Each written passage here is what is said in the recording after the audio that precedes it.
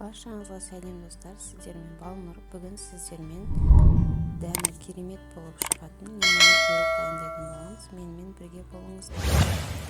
Барлық қосатын қоспаларымыз бөлме температурасында болғаны дұрыс. Міне осылай ең алдымен 4 жұмыртқамызға қантымызды салып, аппақ болып көпіргенше араластырып аламыз.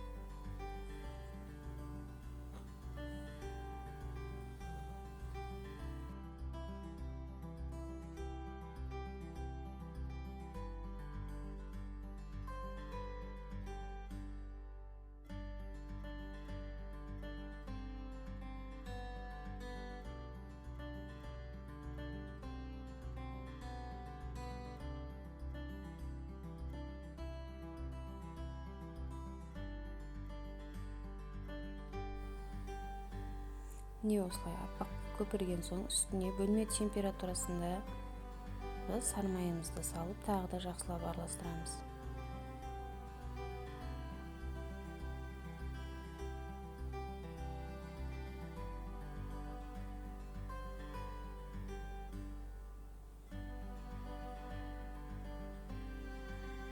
Енді лимонымызды сығатын боламыз. Мен осындай ситадан өткіземін, өйткені дәні түсіп кетпес үшін. Бір лимонның осылай соғын сығатын боламыз.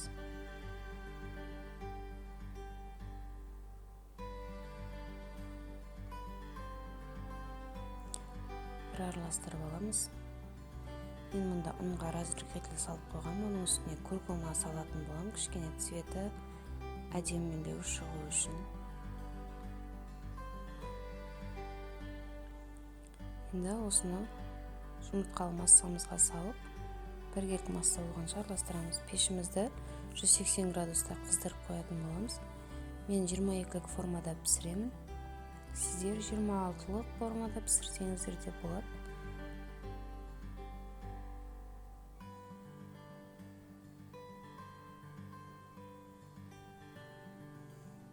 Қамырымыз осылай шығу керек. Жан-жағын бәрін жақсылап араластырып аламыз.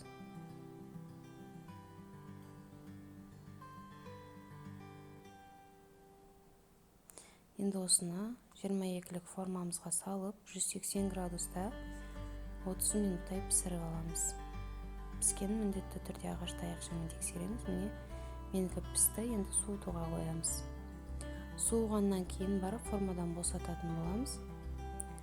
Пирогымыз өте жұмсақ, лимон дәмі шығады кішкене. Шаймен ішкенге өте керемет болып шығады. Барлықтарыңызға жасап көруге кеңес беремін.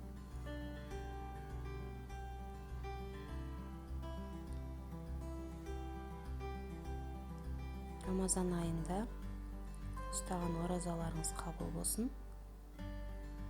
Жақындарыңызға осындай пирог жасап қуантыңыздар.